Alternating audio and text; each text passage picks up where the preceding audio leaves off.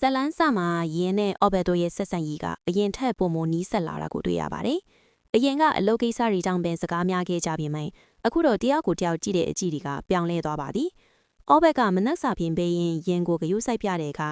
ယင်းကရှစ်ကိုရှက်ကန်ဖြစ်နေတဲ့အခန်းကအရန်ကိုဆွေ့ချစ်ပါတယ်။အလုပ်တွေပြီးလို့ညနေပိုင်းမှာနှစ်လောက်သားဒီဇိုင်းပုံချမ်းတွေဆွဲရင်စကားပြောကြတဲ့အခါနှလုံးသားချင်းနီးစပ်သွားတဲ့စကားဝိုင်းလေးဖြစ်ပေါ်လာပါတယ်။ယင်းကသူမရဲ့အရင်ကတန်ရသည်အောင်မြင်ခြင်းနဲ့စိတ်အားထက်သန်မှုတွေကိုဖွင့်ဟလာပါတယ်။အော်ဘက်ကယင်ကိုတေးချနားထောင်ပေးပြီးမင်းဘလောက်ပဲပင်ပန်းနေပါစေငါ့ကိုဒီဇိုင်းထုတ်ထားတဲ့မင်းရဲ့ကဘာထဲမှာငါအမြဲရှိနေမှာပါဆိုတဲ့အသေးပေပါတဲ့စကားလေးပြောလိုက်တဲ့အချိန်မှာ chemistry ကအမြင့်ဆုံးကိုရောက်သွားပါတယ်။ဒီခန်းမှာတော့နှစ်ယောက်သားအရန်နီးကပ်သွားပြီးအနမ်းတစ်ခုဖွင့်လို့နေပါအထိစိတ်လှုပ်ရှားစရာကောင်းလာပါတယ်။ယင်ကအော်ဘက်ကိုငါနားမှာဘာလို့ဒီလောက်တောင်ရှိနေပေးရတာလဲလို့မေးတဲ့အခါအော်ဘက်လာဘာမှပြန်မပြောပေရင်းရဲ့စပင်လေးတွေကိုတတ်ပေးရင်ပြုံးပြတဲ့အခန်းကပရိသတ်တွေကိုအသေးရစေမှာအသေးကြပါပဲ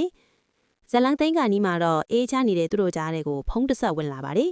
အော်ဘက်ရဲ့အသေးကလူတစ်ယောက်ဒါမှမဟုတ်အလုပ်ကိစ္စအရေးကြီးပြဿနာတစ်ခုကြောင့်အော်ဘက်ရဲ့မျက်နှာပြတ်သွားတာကိုယင်သတိထားမိလိုက်ပါတယ်ဒီကိစ္စကသူတို့ရဲ့ခုမှဆက်တင်ကားစအချီကြီးကိုဘလို့ရိုက်ခံမလဲဆိုတာမသိရသေးပဲဇလန်းကအဆုံးသတ်သွားပါတယ်မင်းသမီးနှစ်ယောက်ရဲ့အပေးအတူကတကယ်ကိုသဘာဝကျလွန်းနေ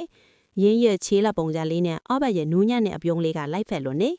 အချစ်နဲ့အလုံကြားကရုံးကမ်းမှုကိုတေချာပုံဖော်ထားပါတယ်နောက်ထပ်စိတ်ဝင်စားစရာကောင်းတဲ့ဗီဒီယိုလေးတွေကိုလည်းပြောပြပေးသွားမှာမို့နောက်ဗီဒီယိုမှာပြန်လည်ဆုံးတွေ့ပါမယ်အားလုံးကိုကျေးဇူးတင်ပါတယ်ရှင်